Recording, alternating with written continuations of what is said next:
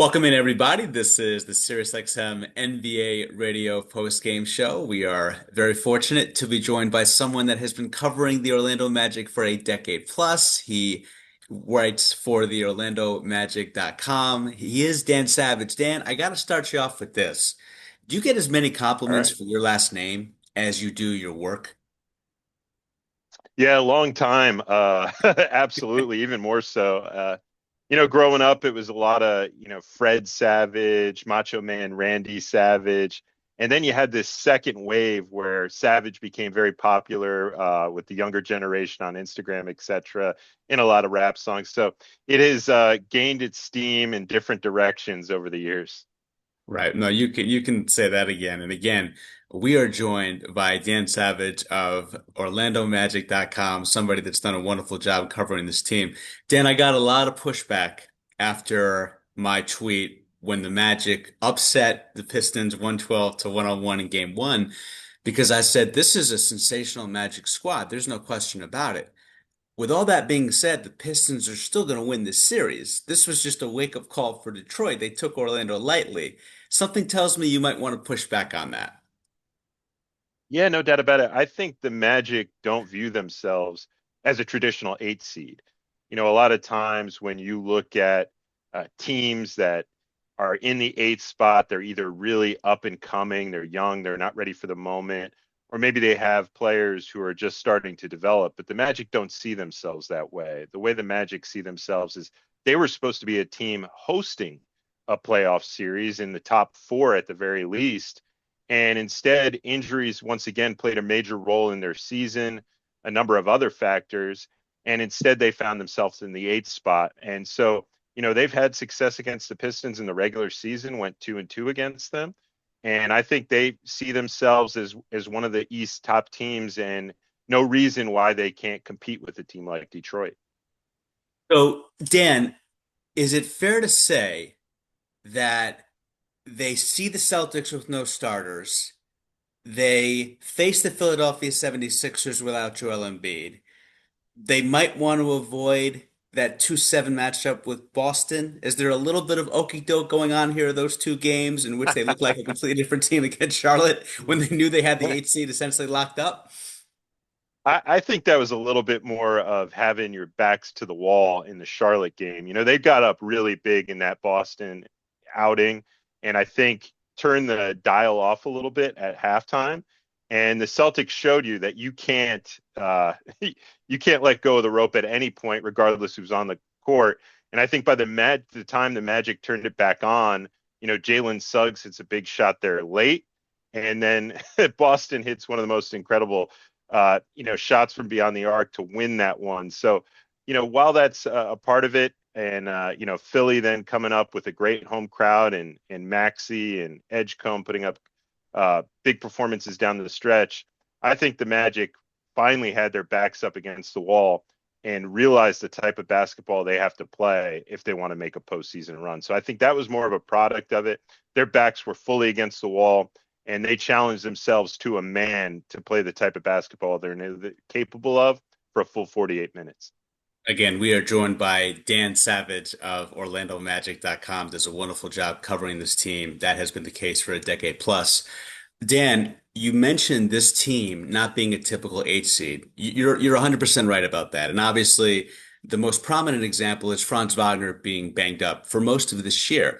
Yet that fourth quarter against Detroit in game one, he was arguably the best Magic on the floor. I'd say he was the best player on the floor, but Cade Cunningham just goes off and he does typical Cade Cunningham things.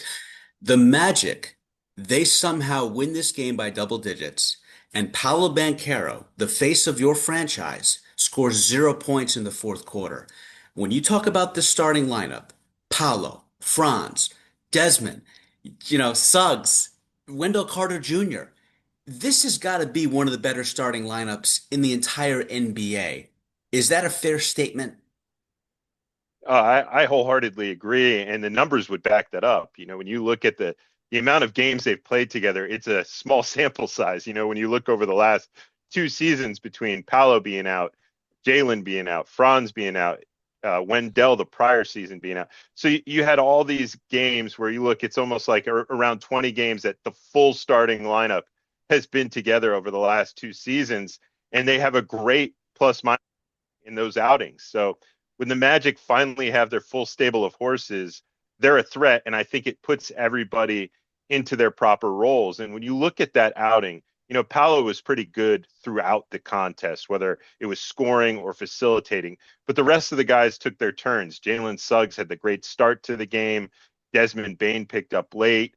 Franz Wagner, fourth quarter Franz, as he's called locally in Orlando, really Sure. turned it on, started to look more in rhythm as the guy returning for injury down the stretch of that one.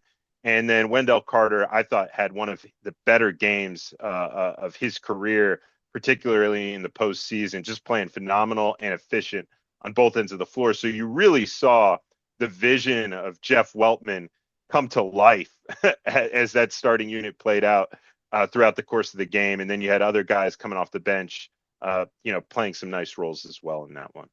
Absolutely. I'm a big fan of Anthony Black, someone that I believe is significantly underrated in terms of being one of the best reserves we have in the association. We are joined by Dan Savage of OrlandoMagic.com. There's been some pushback towards Paolo Banchero this season. Look, the guy was the rookie of the year 3 years ago, lived up to being the hype of the number one overall draft pick. And that's not easy because when you're drafted number one overall, you think Shaq, you think Dwight. Those guys lived up to the expectations. And it seemed like Paolo was doing that. He's an all-star by age 21.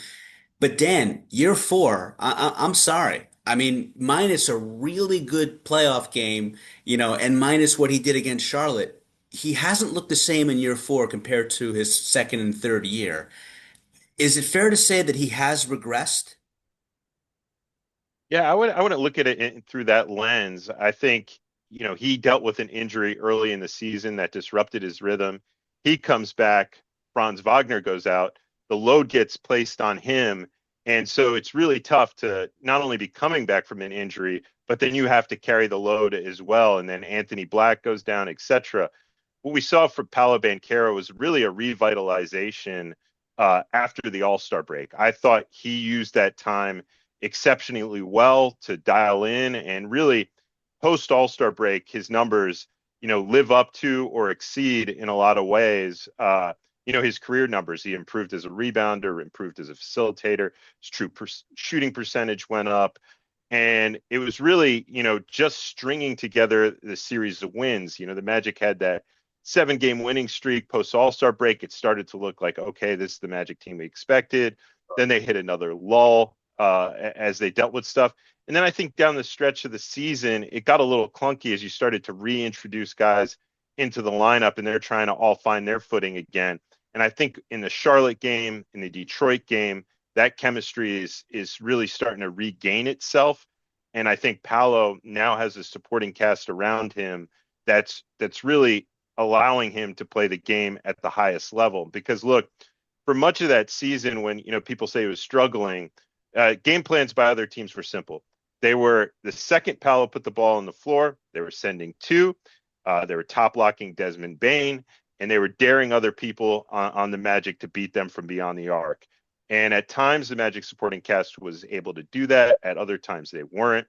But when they have their full stable of horses, the starting lineup, which we touched on, it becomes really hard to do that. And we saw in that Detroit game when Detroit tried to do that.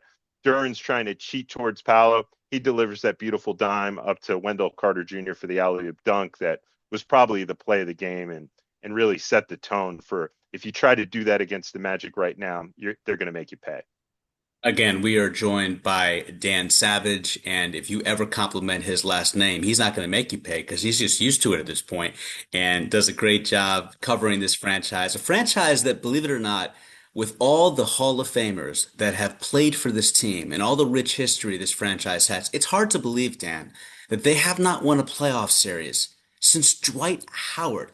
And correct me if I'm wrong, that was 2011 is the last Yep, time you that this franchise has, which is crazy to me because you felt like the future was set with Dwight. I mean, you remember this back in the early 2010s. It felt like he yeah. was never going to leave because him and Orlando was a match made in heaven. you're talking about the early departure of Shaq, and it felt like, that never should have taken place, but Jerry West kind of swoops in last minute, does what he does, Penny gets hurt, and then you're thinking, okay, well, the Magic are going to get it right with Dwight. So there's all that history that the Magic fans have where they know they almost had a run with two generational type talents, which never panned out. How much would it mean for this franchise to finally get over the hump after a decade and a half and win a postseason series? Without a doubt, you could feel it in the city of Orlando that they're itching for it. And whether it was the preseason excitement when they traded for Desmond Bain during the offseason, whether it was some of the prior postseason series, you could feel the type of desire this fan base has to get a postseason victory and start to get back to the teams that challenge for championships because the Magic in that Dwight Howard era you alluded to not only make the finals in 2008, 2009, that season, which was my first season covering the team. The following year they go to the Eastern Conference Finals, and it just seemed like at the time that's what we expected. That's what the Magic do, and hit a period of stretch up until Steve Clifford came back, who was an assistant coach during that Dwight Howard era, got him Sure. back to the playoffs, and then now with Jamal Mosley, Paolo Banchero, Franz Wagner. Making the playoffs the last 3 seasons in a row. And I think they feel like now they have a group that can make it happen. And regardless of what happens in that game, too, and I know the Magic are so dialed in on that, they won't talk about anything else. Uh, but I bet you when you watch that fan base in game 3, it's going to be electric in Kia Center. And I think you're going to feel the sentiment that you're talking about, that desire to win a postseason series is going to be full force in games 3 and 4. No, absolutely. And Dan, it's funny because you mentioned that conference finals the Magic made the next season after that finals run, losing 4-1 to LA. And that is actually the last time that they won a postseason series in 2010. We're talking 16 years and hopefully not counting. We are again joined by Dan Savage of OrlandoMagic.com. Great to have you on the post-game show. I got one more for you. The last decade, there's only been one 8 seed that's knocked off a 1 seed. And that, of course, was 2023 with Miami over the Milwaukee Bucks. And we eventually know they made a run to the NBA Finals. So, my question for you is, I know you're high on the Magic and with good reason. You talked about the injuries taking place early this season. That's why this is not a typical 8 seed. I know you believe they can compete with Detroit in this series, and obviously that is very clear in an 11-point road win in game one when they just took it to Detroit, knowing that they were also gassed and tired and had played 2 games in the previous 48 hours.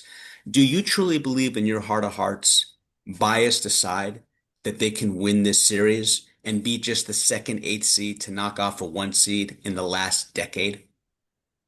Yeah, I do. And for a big reason, when you look back at what Miami was able to do in their formula to be an 8 seed that got to the finals, what was the key core to that team is they made their impact on the defensive end and they were able to get to the paint exceptionally well. Because if you're an 8 seed, you're gonna have to do it on the road at some point or another. And look, things aren't gonna always go your way on the road. You look at the free throw disparity of that first game. Detroit shot double the amount of free throws as the Orlando Magic, 22-5 in the second half, which I know couldn't have made Magic head coach Jamal Mosley very happy, especially considering both teams shot the exact amount of same shots in the paint. So it's not like, that Magic were out there chucking up threes. So you have to have that formula, being able to score at the rim and really have a defense that can initiate your offense if you want to be one of these road teams that can go on as a low seed and beat high seeds. And I think the Magic have that as part of their core identity. A lot of the things the Pistons do well, the Magic do well as well. And so it's really this clashing of two physical teams, which is why I say if you like 90s basketball, if you claim to be one of those people on social media always talking about the glory days of the 90s and you want to see physical teams battling it out, you don't like the touch fouls, etc. This is the series for you. This is a series that you should be locking into because if you thought game one was physical, I can only guarantee you the type of force Detroit's going to bring in game two, and the Magic are going to have to try to answer back with. Well, Dan, I'm sure you've heard this before. That was a savage answer. I'm sorry. I had to say it just once in this interview. Again, that is, of course, Dan Savage of OrlandoMagic.com, somebody that does a wonderful job covering this franchise for the past decade. You can follow him at Dan_Savage. Pleasure to have you on the SiriusXM NBA radio postgame show, Dan. Great to do this with you, and best of luck in game two and throughout this series. Yeah, I appreciate it. Thank you.